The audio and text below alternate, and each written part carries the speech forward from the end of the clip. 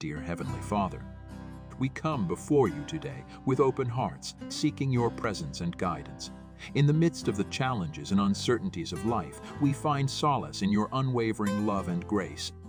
As we reflect on the words of Psalms 10 and 11, we are reminded of the psalmist's cry for justice and refuge. Lord, we acknowledge that in this world, there are moments when we feel surrounded by adversity and the wickedness of the world seems overwhelming. Yet we trust in your sovereignty and the promise that you are a refuge for the oppressed. In our moments of despair, when it seems like the wicked prosper and the vulnerable suffer, we lift our voices to you. You are the defender of the fatherless and the protector of the oppressed. We pray for your justice to prevail in our lives and in the lives of those who are marginalized and downtrodden. Lord, grant us the strength to stand firm in our faith, just as the psalmist did.